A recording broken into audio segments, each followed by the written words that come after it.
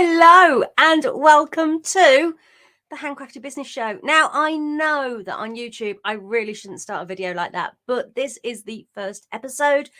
I'm very excited. My intention is that this is a long-running show. So hopefully it will all get smoother as we go on, because this time around, I'm sure there's going to be a few wobbles.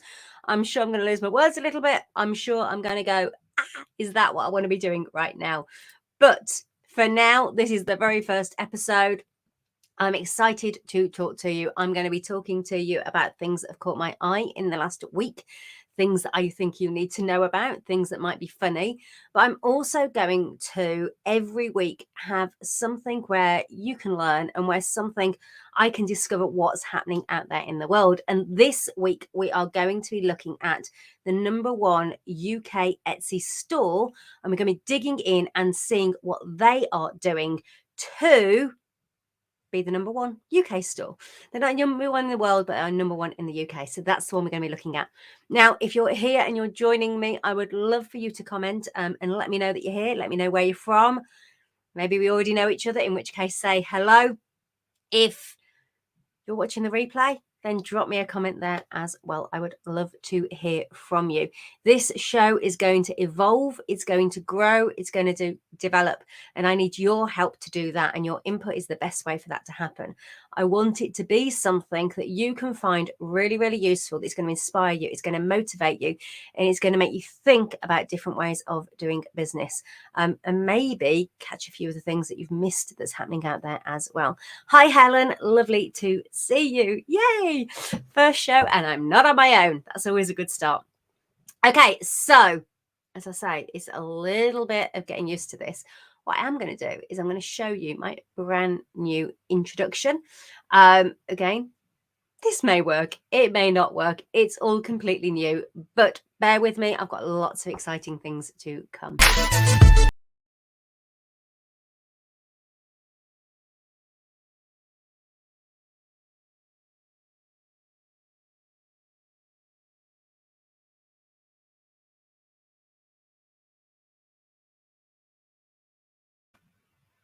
I knew that wouldn't be quite right. That wasn't the right version of that introduction. I'm not quite sure what went wrong there. I'll figure that one out for next week. Right, I'm going back so I can see any comments. Please, please talk to me, talk to each other. Let's make this a real community to be. It's the way to end the week. It's a lunchtime live. You can grab your lunch, you can listen along and pick something up and feel motivated and encouraged and ready for, well, next week, and to celebrate the week that you've had as well.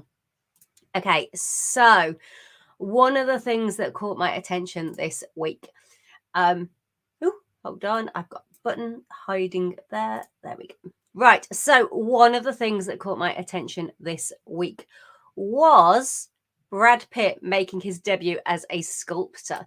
Now, one of the reasons this caught my eye is, one, Brad Pitt, we know him as an actor. We don't know him as a sculptor. I didn't know that he was into art in any way, shape or form. But it hit me that really this has become about who you know to be able to get that foot in the door. I mean, I don't know anyone who has just started something as a new artist who can go right in and get a really big, prestigious exhibition that gets all of this PR. So it did kind of hit me that way. But actually, I wanted to be nosy at his work to see if he was kind of justified for being there.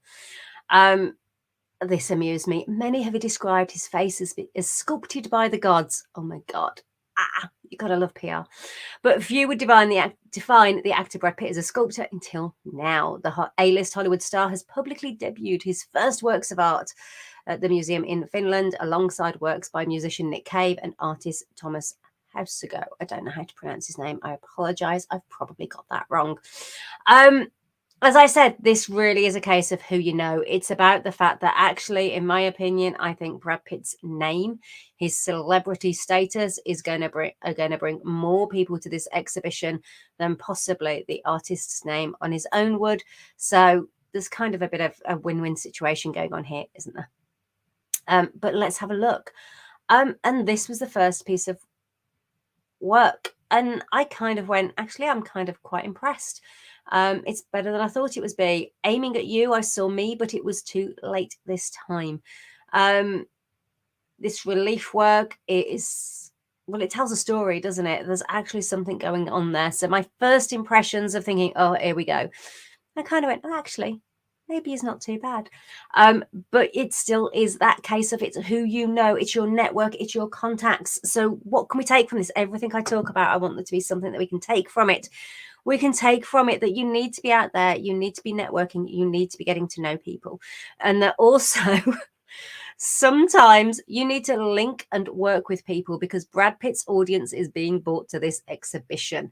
Those are the people who are going to come along that are new. So taking advantage and working with other people's audiences. It doesn't matter where you're at, what you're doing, it happens all over the place. And this is a great example of that. Apparently, reportedly began making ceramic art following his turbulent divorce. You've got all the backstory there. Backstories are so important if you want to get PR, if you want to get out there, you've got to be prepared to share some of your story. It's only a nugget. I mean, it's not his whole life story, but it is this. This is how he got into his art, which makes it even more newsworthy. And apparently he invited Leonardo DiCaprio over during the making of Once Upon a Time in Hollywood to bond over their shared love of pottery. I mean, this gives you a real insight, doesn't it? If we start to break this down and look at it, it really gives you an insight into how you get out there into the press and get that PR working for you. So you need these little nuggets of stories. You need to be able to name drop. It all makes an absolute difference. And even if you haven't got the name Brad Pitt and you haven't got the celebrity behind you, if you have a strong enough story, you can get picked up on stuff. So don't think you need to have that name, but obviously his name has helped in this. Pretty much that's it. I mean, there's one of Nick Cave's. Again, you can see there is an element of skill in there. They're not their complete, well, my original thoughts of what I might expect. But anyway, I just wanted to start with that because I just thought, well, it was the last thing I was expecting to see this week. But it just is a great example of how you can use PR to instantly make an impact, and it's your story that makes a difference. Okay, so let's see if my next little thing works. I've just realized what isn't working. So you hate it when things don't work. I knew this one would be a little bit not quite right, but okay. My little video clips are not the ones that they were meant to be. I've set them up in a different place and they don't appear to have come over. I was going to have a little stinger now that came up on the screen to show that we were moving to a different topic. Okay, so the next thing I want to talk about, this is from searchengineland.com. Lots of people are talking about this at the moment. Google in September had a core update, and that means they made lots of important changes.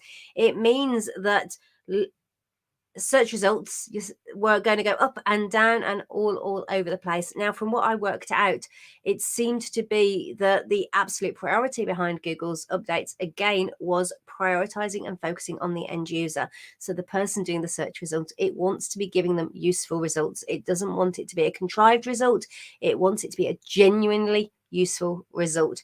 So the takeaway is look after your audience, look after your customers, know who you're talking to and talk directly to them. Don't try and game or trick the system. But I wanted to have a quick look through this. Now, confession, I haven't fully read through it. I've scanned through it, but we're going to have a look through together. What I'm going to do is I'm going to read, but I'm also going to add my own commentary to it. So hopefully you will find that useful. But actually, I'd love to hear your thoughts on what you think of Brad Pitt as a sculptor. Do you think that Brad Pitt as a sculptor suddenly appearing overnight kind of values or devalues the industry? Does it make it a laughing stock, or is it something to go, yes, brilliant, we need these big names out there, so we need people talking about art? Be curious to what you think about that. Probably should have said that before I moved to this the SEO chat. Right, so Google's September 2022 core update hit fast, but was less significant than previous updates. So that's really interesting. It means it's had less of an impact than people were expecting. So less things have moved within the search results. The data is in from the tracking tools, and here's what these tools are showing. So the update started on September the 12th, so 11 days ago. And it's their second broad core algorithm update this year. But because we're now a few days into it, the tracking tools can now start to see actually the impact of this change. This is really important to start to know about and get to grips with, particularly if you've seen a drop in your traffic. There you go. As a reminder, the September 2022, and I highlight that I can, core update is not officially done rolling out yet. So there still is potentially changes and things to come. So far we have data from a few providers. And the data seems to pretty much agree, which is quite good. So SEMrush and Rank Ranger showed that the September 2022 core update was fast, but not as impactful as the previous core update. So basically, it's not seeing the ups and downs that was expected. So SEMrush showed that the core update came quickly after the announcement. In terms of the virality, I can't pronounce the word, as shown below, you can see the sensor noticed to pick up on the 12th of September, which basically means things are changing. You can see the sensor noticed to pick up and it carried through and it started to dip. So it looks like it happened quite quickly. For context, the November 2021 was more drastic than the May 2022. So Google put out 2 core updates generally a year, and that's the way they just work. There's always something changing. I mean, it changes. It's like Facebook, something changes almost every day, but they're tiny little ones. These are big core updates. During this update, about 15% of the top 20 results consisted of URLs that were previously ranking in the top 20 positions. So 15% didn't really change. If you compare that to over 17% and 16% during May 2022 and November 21 core updates respectively. So yeah, fairly average, fairly normal. So not a huge amounts of change. I'm going to skip through this because they say it's pretty much the same. So let's look for some useful information. Yeah, it's what's interesting. Aha, we've got my niche here.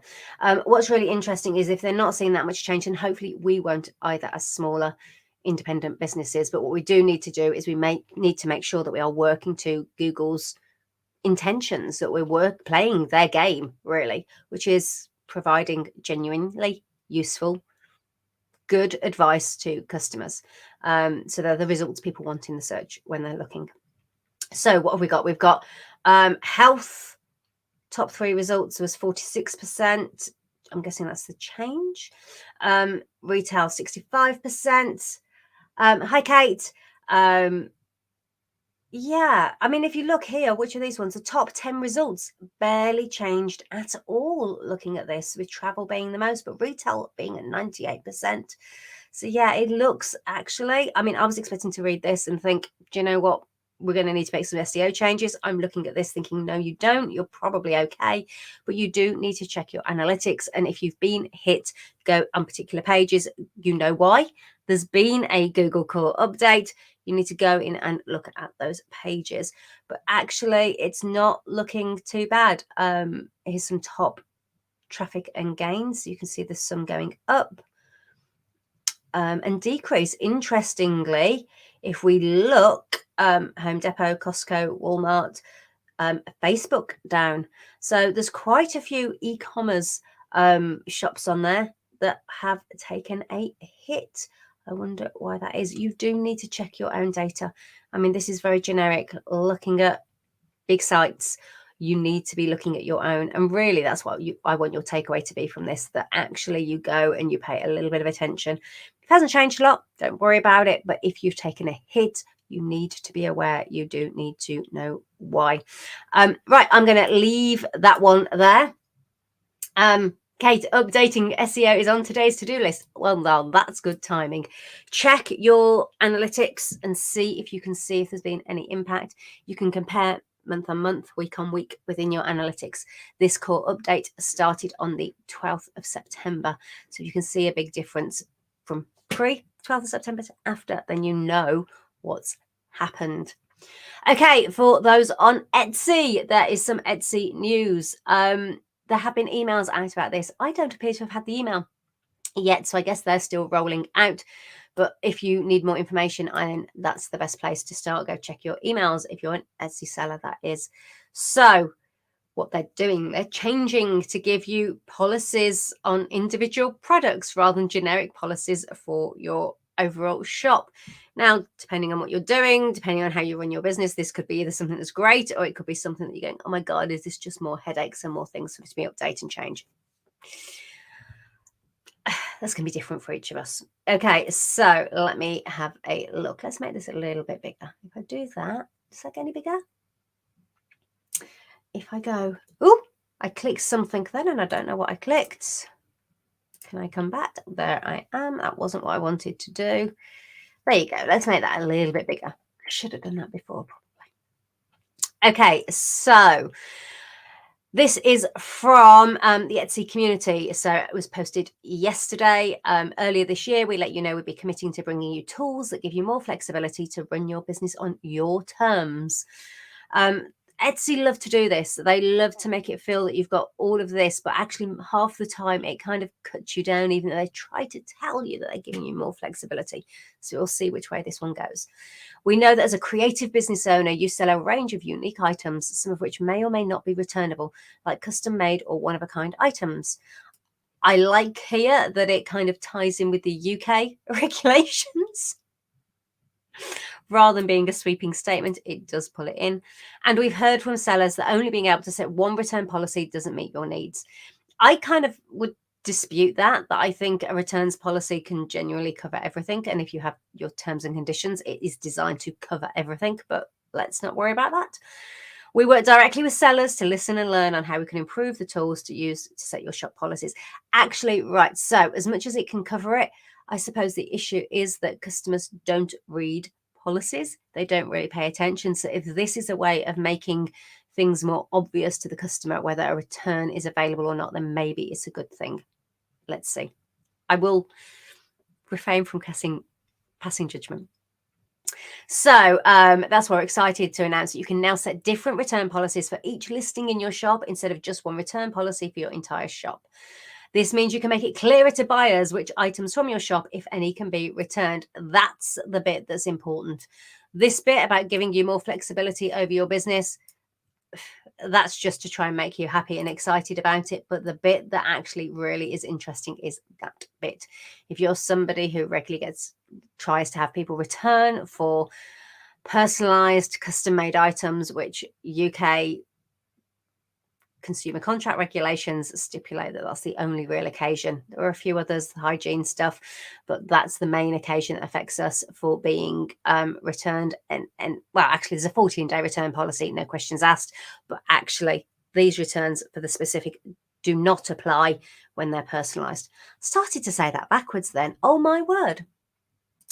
Hopefully you know what I meant more than I did as I was saying it. As always, accepting returns is entirely optional. No, it's not. Not in the UK.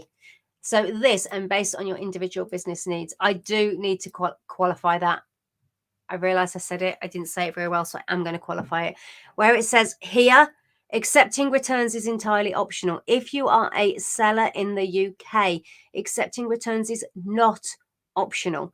There is, in 2013, the consumer contract regulations came into play, and they state very, very clearly if it's on, depends how you buy something, if it's online, if it's over the phone, if it's at the door, if it's in a shop, they all have their slightly different remits. There's all different things. You need to read them. You need to know them. If that's the way you sell, you need to apply them. But ultimately, the cut down version is if you sell online in the UK, you have to give people a 14-day cooling off period, as it is affectionately known. That means that somebody has a chance to look at it as if they would in a shop and decide if it's the right product for them.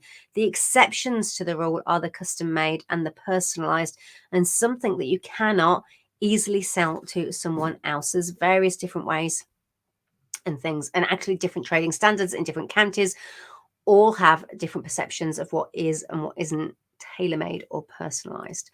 But this is accepting this statement, accepting returns is entirely optional. You need to know the regulations in the country where you are. Yeah, sorry, that one's one of those. No, you're not quite clear there. It depends on the country you're in. Today on Etsy, sellers have a variety of return policies in order to make sure all buyers on Etsy have a consistent experience, and this is about the buyers. We'll be moving away from the shop-wide policies in favor of listing-specific policies. As I say, if this, as it seems to imply up here, to make it clearer to buyers, if that's the way it's working, I understand it, but actually it could be a little bit more work for sellers, which isn't good. If you have an existing return policy, we ask that you update to the new listing specific policies by the 31st of October. So you've got just over a month, which means you've got to get out there and you've got to update your shops. Now, this isn't said here, but I suspect, complete speculation on my part, but any shops that do not update to the new listing specific policies by October the 31st will probably, complete speculation, but probably be pushed down the search results. So it is well within your interest, whether you agree with it or not, that you do this, because we know that one of the things that Etsy rewards in the search results is an active shop. They like seeing that things are being updated and things are being added and things are being removed and things are being tweaked and things are being improved. And if it's not, that affects your ranking. So it makes sense that this would as well. So they're never going to say that officially. I can't say it that I know it's a statement of fact, but my instinct is that we'd be sensible to assume that this is going to happen, because they're not going to want to use and promote the sellers on their site who are not using their up-to-date policies. So you automatically expect to drop down if you don't have time to do this. You need to do it. With your feedback and input, we've created simple to use tools that allow you to edit your policies, and you can make changes anytime after the 31st of October. So you can make changes, but you need to adopt them by the 31st. We understand that managing your listings can take time, so we've developed some tools to make it easier. My understanding is you can bulk edit rather than have to go through each individual one, which should help. So when you go through the shop manager, we'll guide you through what's changes and you'll be prompted to review the shop policy. So it's worth logging on. Now, we are going into Christmas. We are going into the Christmas period. So you do not want to not do this and have your rankings drop. I know you probably don't have time. I know you're busy, but if you rely on Etsy, if you rely on Etsy sales, I would make this an absolute priority. So we've got here how to do it as well. Again, I'm going to say, look at your email and read your email. You're going to get the information from there. I haven't actually looked on Etsy. I am just using this information. Do I have to accept returns? No, accepting returns is entirely optional and is based on your personal business needs. Remember, that is them answering as to this is how you use the platform. They are not answering this from a legal perspective of how you need to run your business in the country within where you're based. So make sure you take that with a little bit of a pinch of salt and know that whatever the regulations are in your country, they supersede that statement. This is about the platform. This isn't about how you run your business. We recognize there are certain types of listings where returns may not be appropriate, like custom made or one of a kind. That is correct. Can I include text in a return policy? No, we'll no longer support written return policies after the 31st of October. So if you've already got them and you want to keep it, if that's the only place you've got it, I suggest you go in. I think I've read there's only shops before 2015 that currently still have these handwritten policies, in which case, if you want a copy, go grab it. Otherwise, it looks like you're going to lose it. We've heard from buyers that it would be helpful to see consistent return policies in the same place across Etsy. We know that as a small business, it's important for you to maintain your voice and branding. So you'll still be able to use the FAQ section to add a personal touch to your shop. And then you've got the how to. I'm not digging into the how. What does it mean for buyers? Buyers will start to see your updated return policies by the 31st of October, or if you publish them earlier. I would try and be an early adopter of these, purely because it might give you that little bit of an edge over everybody else who's a bit slower to adopt. This is a game. It's a numbers game. It's a getting found in the search game. So if you can do it sooner, if you can fit it into your schedule sooner, get it done. However, there won't be a change to the way that buyers see your policies. They'll still see if returns are accepted or not. If returns are accepted, they'll also see the return window you've indicated. For digital listings, again, these are different to physical items. We explain to the buyer that because the item is digital, the buyer can't return it. Doesn't mean that everybody reads that, but it is there. However, if a buyer reaches out to you regarding a digital listings they've purchased, you're free to resolve the issue as you see fit. To start a return, buyers will still need to reach out to you if they want to return their order, just like they do today. So the actual process is not changing. Can I update multiple of my listings at the same time? Yes. In Listings Manager, you can quickly apply the same return policy to multiple listings. So I imagine, I haven't seen this, but I imagine that what's going to happen is that you're going to be able to, let me do that for a second. What you're going to be able to do is going to be able to tick certain boxes and go, right, I want to apply this to those. So it will speed up the process ever so slightly. Is Etsy managing buyer fraud? Yes, it will monitor. Let's go back to that one. Buyer fraud, yes, we'll monitor for buyer abusive returns to protect. Though we all know that most buyers usually get returns and that upsets a lot of sellers. But we're not having that conversation today. This is about the process that's changing. Okay, so if I just come back to this one for a second, Kate, you've put a couple of questions in before we move on away from Etsy policies. What I found on Etsy is that I choose the standard Etsy policy or my own with selling teas, accessories. This new plan is actually useful for me. Brilliant. Glad it will be useful. So I can refuse to accept returns for teas that have been opened because I can't resell those that could be tampered with. Yes. Yes. You have that hygiene. If you're unsure, take a look through consumer contract regulations. There'll be a breakdown somewhere. You don't need to actually read the regulations, but just double check that you're adhering to those regulations. But yes, as far as that, if you can't resell it, if they've opened it, though there is a caveat here. Do you know what I said? I wasn't going to teach to myself in these sessions, but I can't help it. The caveat here is what actually is a great customer service. What you might want to do is you might want to kind of instead go, here's a sample one, like a little kind of bag. Here's a sample. Try that. If you don't like it, you can return the whole tin. So you turn it into something that means that it becomes a wow customer service moment. And it means that people aren't going, oh, well, actually, I didn't really like that one. Oh, I can't return it now. So use it in a positive way and see how you can turn that into a wow moment. Right. Okay. So, oh my God, we've already been here half an hour. All good fun. Right then. So Christmas is coming. There we go. So the post office last Christmas posting dates. I said that backwards and it confused myself. The Christmas last posting dates are here. You need to know these. I'm sure you probably do already, but the reason I'm highlighting them is that it is not too early to start telling your customers. Part of your marketing has to be informing them and letting them know what is happening and sharing this information. Now, if you use Royal Mail, great. Post office, these are your dates. If you use other platforms, if you have their dates available or you've worked yours out, get out there and start sharing them. Your customers need to know. So that was really all that was. It was just a very, very quick prompt just to say the information is out there. Go share it with your customers and make sure you're repeating it and repeating it and repeating it. Do not assume that you've shared it once and that everybody will know and remember. The only person who really remembers and who should remember is you. Because I've mentioned Christmas, of course, I've got to mention this.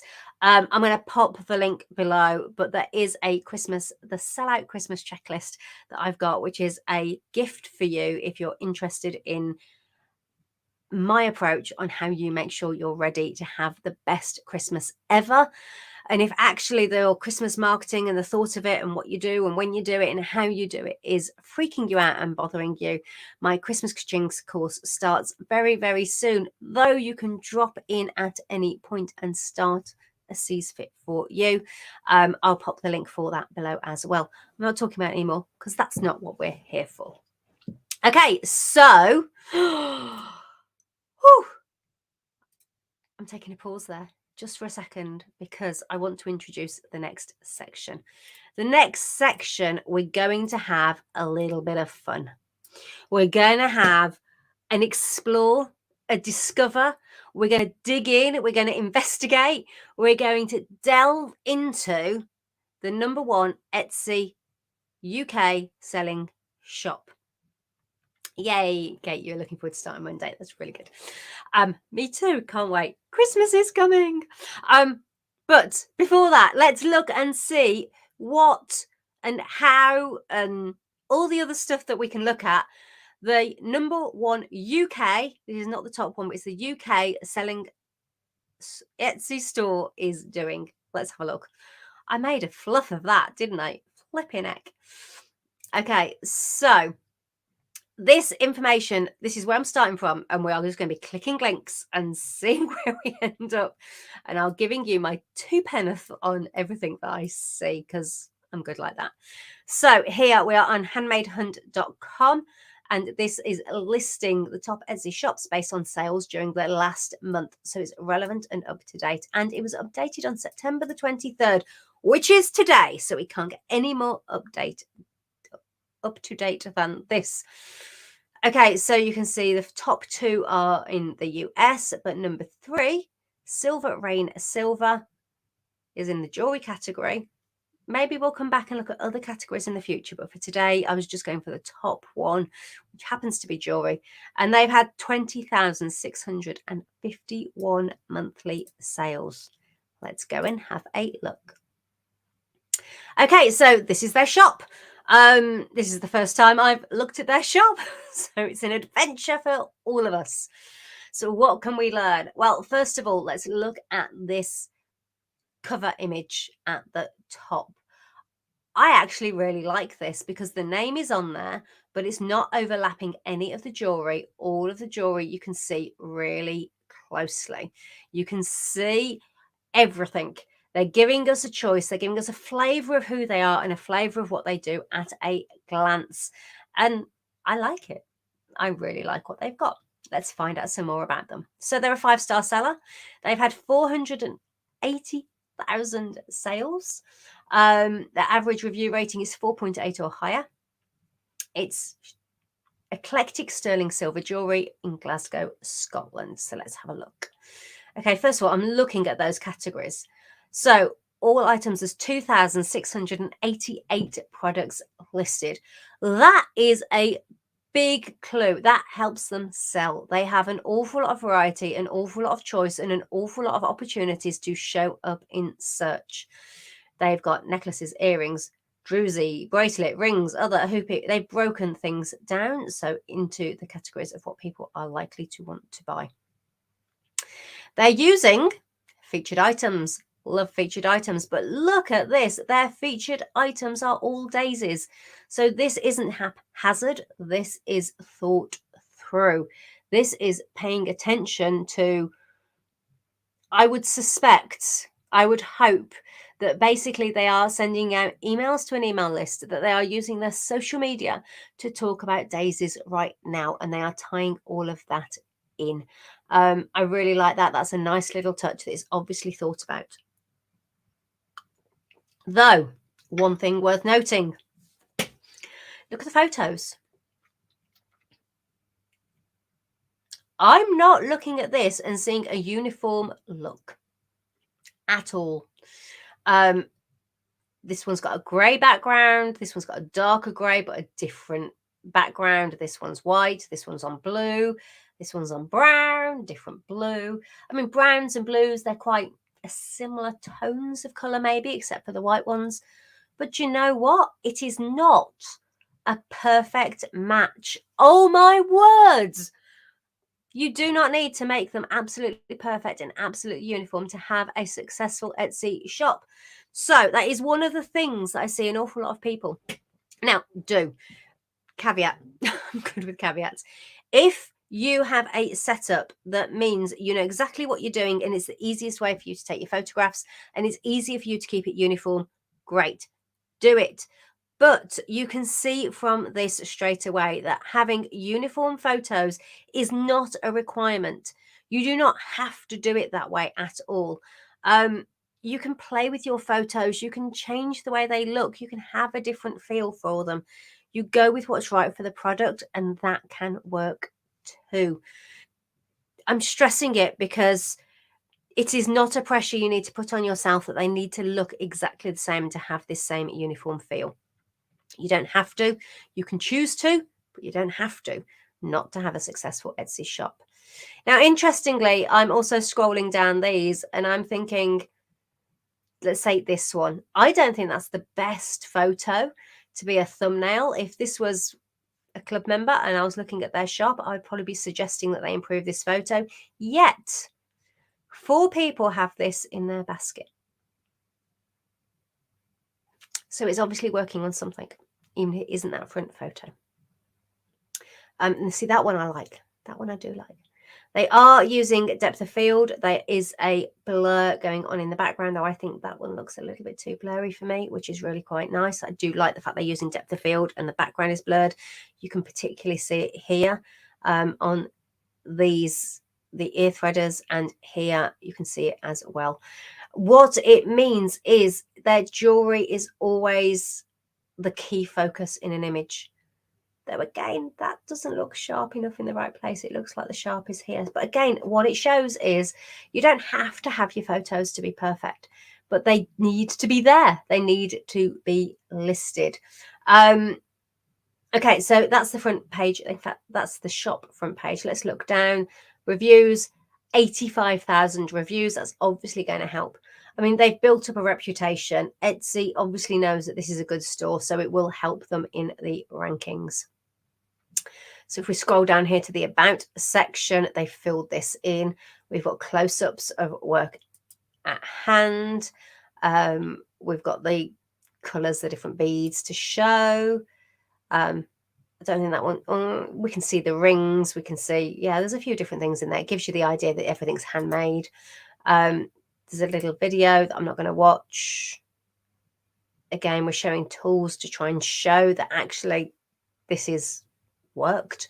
We do make these. They look like they're really proving the fact that we make it, because even though they're getting that many sales, you might think they were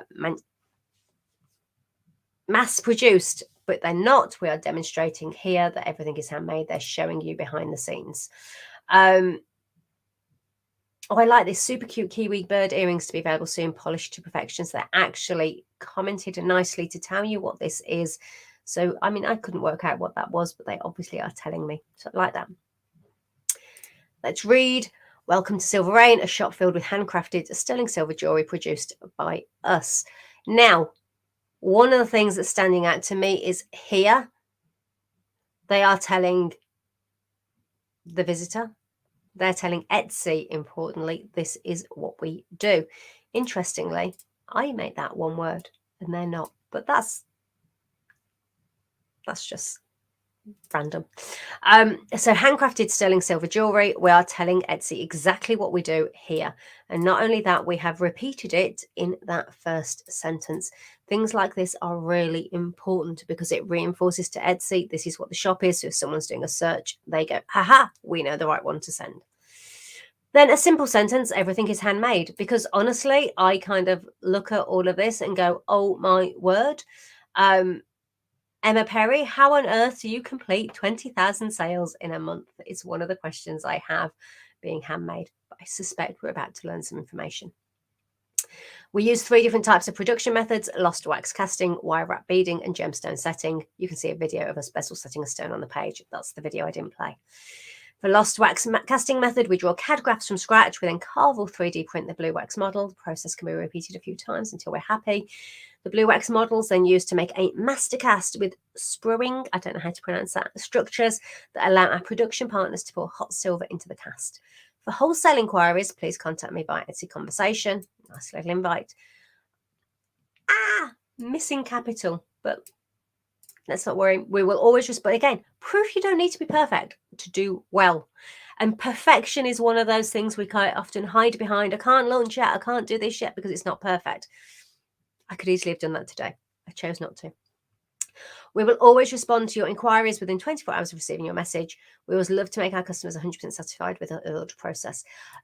I love that they've put this, but always make sure that you are giving a realistic time frame.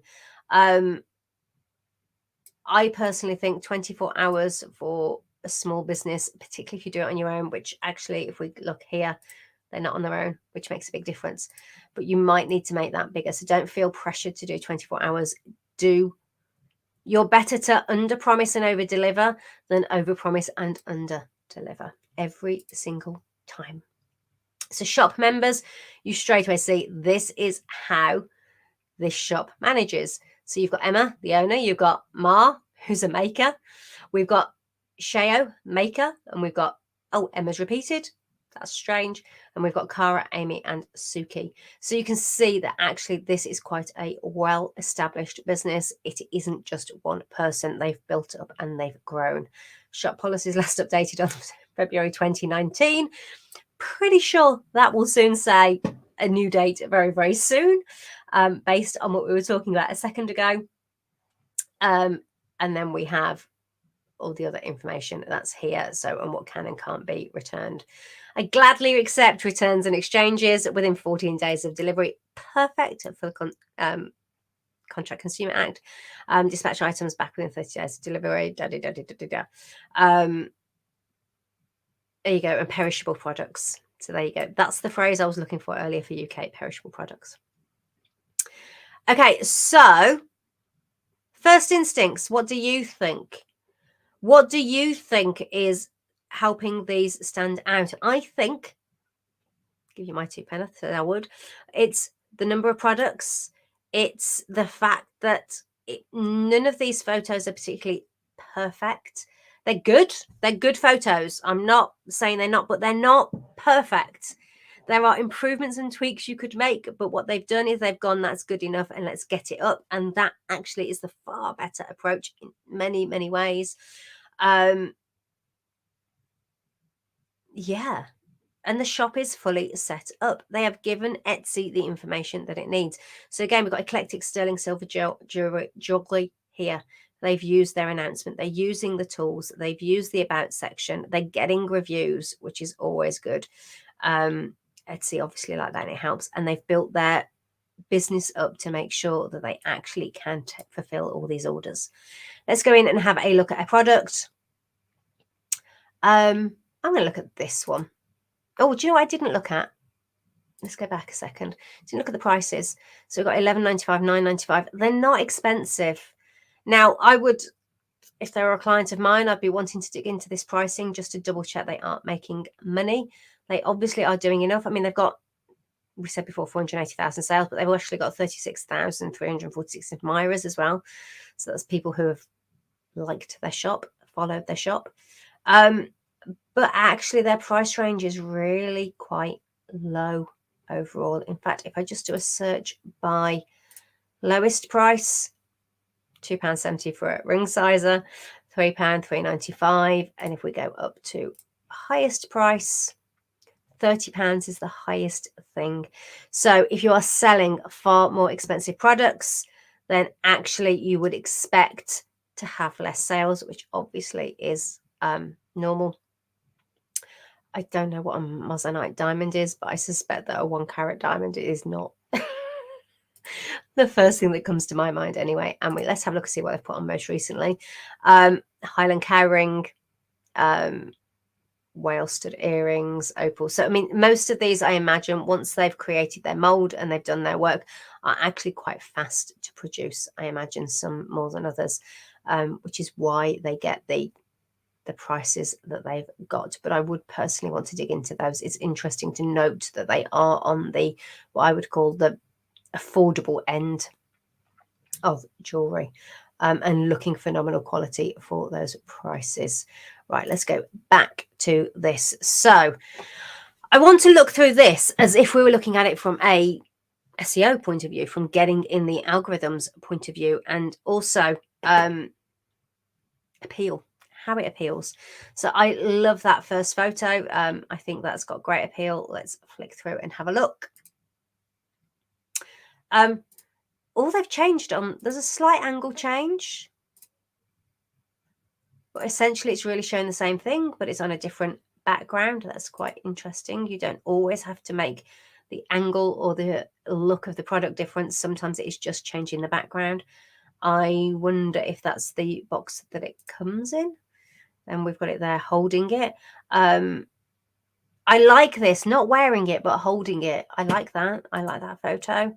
I'm not sure I like that one. I don't quite understand it. My eye goes to this yellow dot. Don't see the value of that one, but it doesn't matter.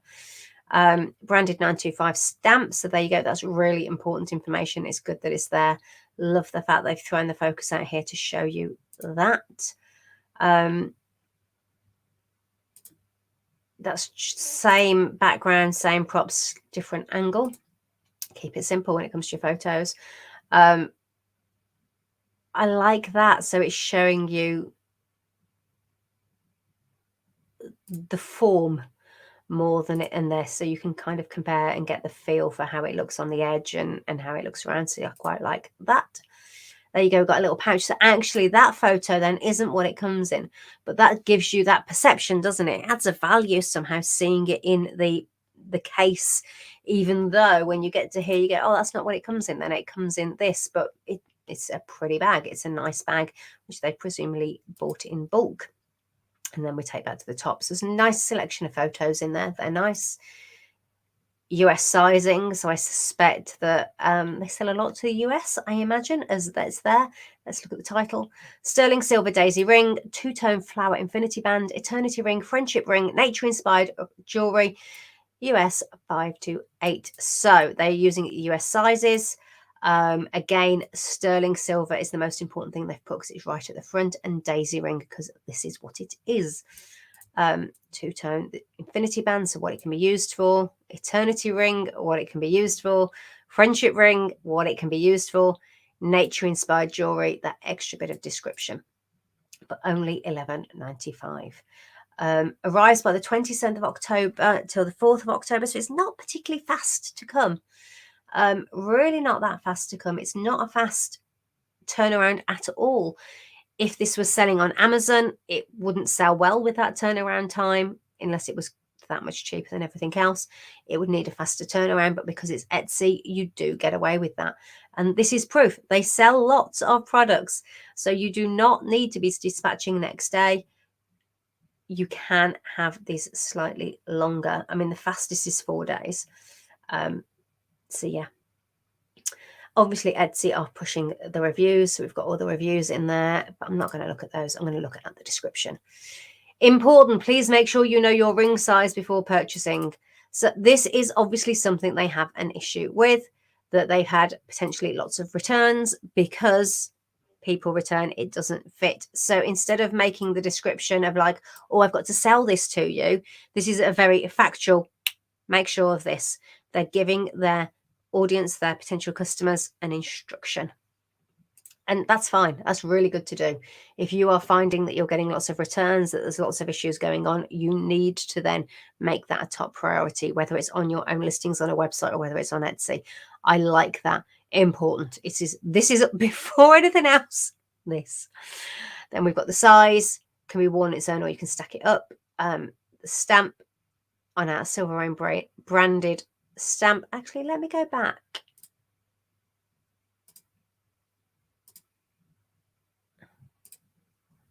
I'm not finding the image that I wanted. It was that one. Branded 925 stamp. So yeah, it's branded. It's the 925 sterling silver. The ring is made with solid sterling silver and partially plated with 18 karat yellow gold and best kept in a sealed bag when not wearing. It's hypoallergenic. In the event of tarnishing, simply clean your silver with a silver polish cloth. Now, I imagine they don't include the silver polish cloth. If you want to sell at a higher value, then that's the type of thing you can include that helps increase the value. Not showing your size. We've got a ring size that's an offer when you buy with any other purchase. All jewelry comes with our branded velvet bags. Your item is ready to be gifted.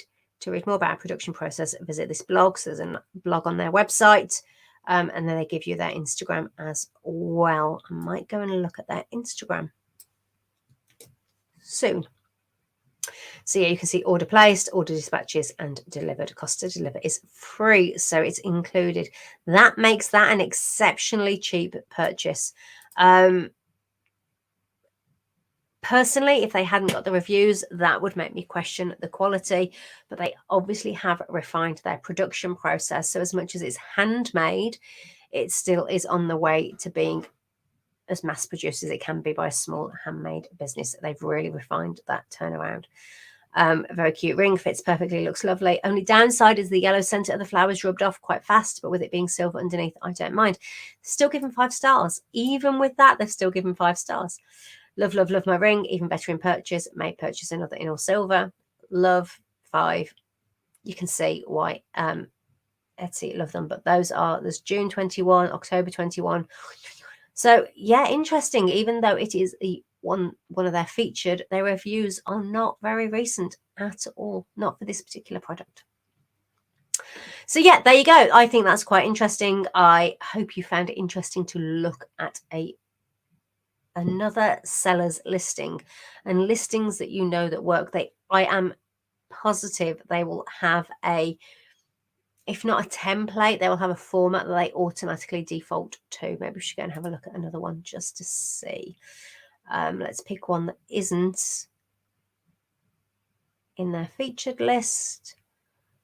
Let's go with opal star stud earrings, $9.95, and over 20 people have this in their basket. So again, it seems really cheap.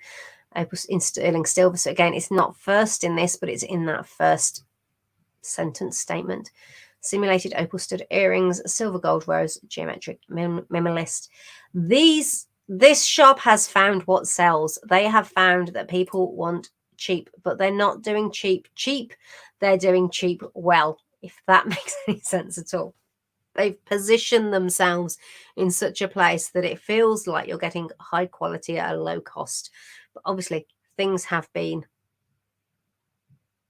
production has been organized. I presume they have a very, very fast way of manufacturing. Otherwise, there is no money in this. They are not going to spend 3 hours making this product for £9.95 and free postage.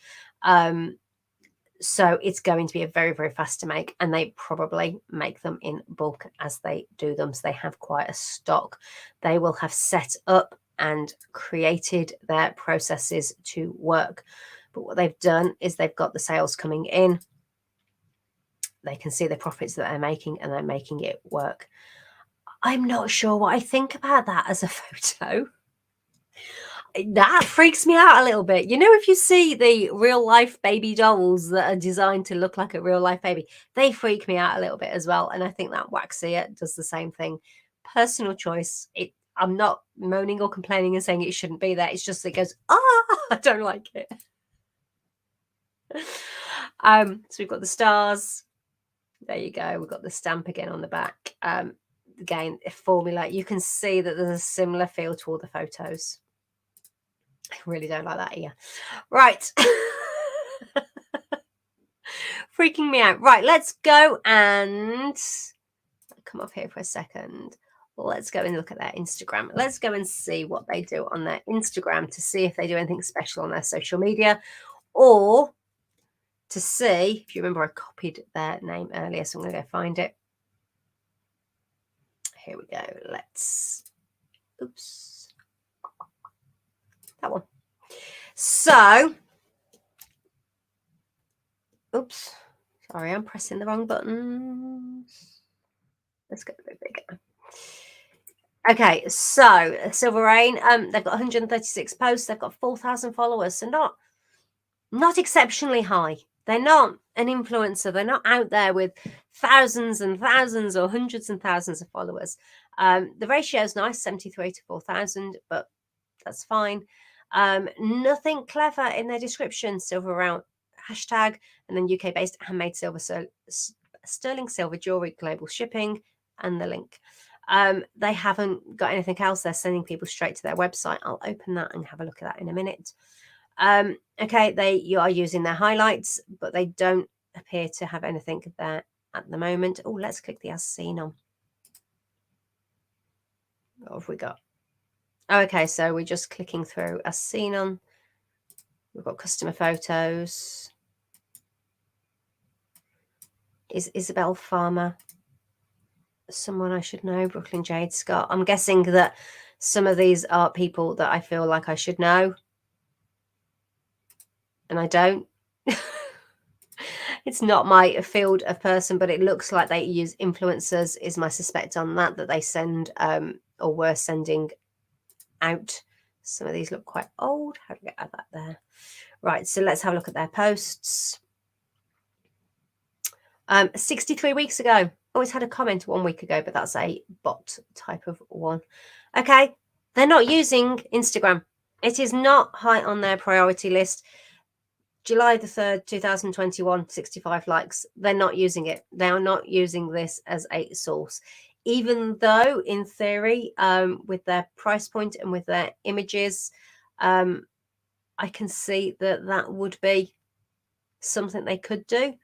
But actually, they're not. There you go. So the beautiful Dominic Mule styling her look with the silver rain earrings. So let's just click and see who she is. Is she an influencer? No, 3,200 followers. So it's not. It might be on TikTok though. Yeah. So they are not pushing social media at all. Let's have a quick look at their website. Very clean start. Very stylized look. They know the audience that they're going for.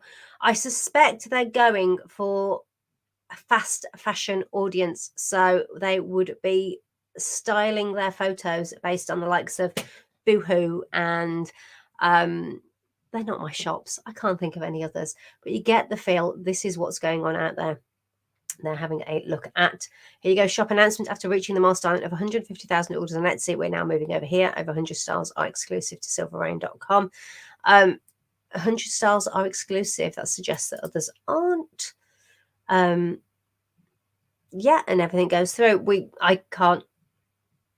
could go and find sites to see how much traffic they're getting and various different things. But looking at the time, then I'm not going to do that right now. But it would be interesting, wouldn't it, to know the balance of their orders of what's going through where. But based on the fact that, can I go back to here? The fact that they're getting 20,000 sales through Etsy, I suspect that Etsy is their main source of sales. And as much as they've got the website and they've looked at bringing it over, I suspect that this is what is working for them. They found a sweet spot. Though, interestingly, this is out of date. Royal Mail plans strike this week and next. All orders being processed, dispatched, August 22nd, 2022. So they kind of do need to come in and update. Yeah. So what works? Lots of products. For this one, a low price point. I think what we'll do in the future is we'll look to find someone with a far higher price point and to compare and have a look and see how they run their Etsy shop. But for this one, they are focusing on low cost, cheap, affordable, yet handmade jewelry, which means they have really refined their processes in the background. They are definitely not spending 3, 5, 10 hours making one piece of jewelry here. And if you sell expensive jewelry that takes a phenomenal amount of time and effort to create, do not think you have to do it this way and you have to change. You can. It's an option. But if you want to stick with that wheelhouse, if that's your place, if that's your position, then don't think, oh no, it's never going to work for me because this shop's number one and this is what's happening. This shop works because it's based on the quantity of sales. With these price points, the only way they make money is by having the 20,000 sales come through a month. They wouldn't be making profits if they were only making 5, 10, 15, 20 sales a month. Then they'd be struggling. There'd be no money in the business at all. This is working because it's based on quantity, which means they've had to refine that production process. They've had to find that little sweet spot that works for this particular fast fashion audience. Right, let me come back to you. Hopefully you found that quite eye-opening and quite enlightening. I think one of my big takeaways is that even though that this is a business on Etsy that's doing phenomenally well, and it's based on fast fashion, Instagram, which is an amazing fast fashion platform for appealing to an audience, isn't the thing they're using. What they've done is they've dialed in I haven't got time now today, and maybe we'll come back and look at another day, or maybe you want to go off and do this, but you could do a search and see. Let me just put them back on the screen so I can show you exactly what I mean. You could do a search for daisy flower. Let's do it. Let's have a look. What's this one called? It's called daisy flower crawler earrings. Let's go back to Etsy. I've just been looking at this. I'm not in a private window, so I could have screwed the results, which is a bit dodgy. But if I do this, there you go. They are here. They're coming up. So they are right up there at the top. Silver Rain, Silver Rain, Silver Rain, Silver Rain. Etsy are a fan. Let's take crawler out. You'd probably be better doing this in a incognito window, which I haven't. But here we go. Silver Rain. Because they have so many reviews that they've got five stars and 85,000 reviews, Etsy are going to throw them at the top every single time. This is a massive competitor. If you want to do well in this, you've got to get ahead of these people in the search results. But they have found their sweet spot, and Etsy are rewarding them big time. So they don't need, because they have that working for them, they do not need the social media. They do not need their own website as much as they've got the costs associated with Etsy. They've refined their processes. They found the sweet spot on those prices that is balanced by the quantity of the orders that gives them the profits that they need.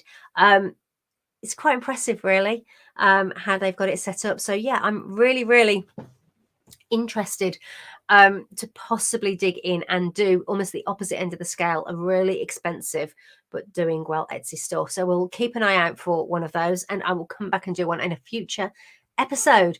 But for now, I'm going to close. I've really loved digging in and having a nose around the #1 UK Etsy shop. Hopefully you've been inspired. Hopefully you've realized I don't need to be perfect. I don't need to do all of that. And you can release some of that pressure that you put on yourself to get everything out there. The most important thing is that you get listings up, that you communicate with your customers, you keep up to date with what's happening. Google, that's why we were talking about it. You learn from what's going on. Brad Pitt, audience, working with each other's audience, getting out there, getting PR, it all matters. So there you go. I think we've covered an awful lot. Hopefully you're inspired. Hopefully you're motivated, because that's the absolute aim of this. It's together we're making a better future. Okay, lots of love, and I'll speak to you and see you next week.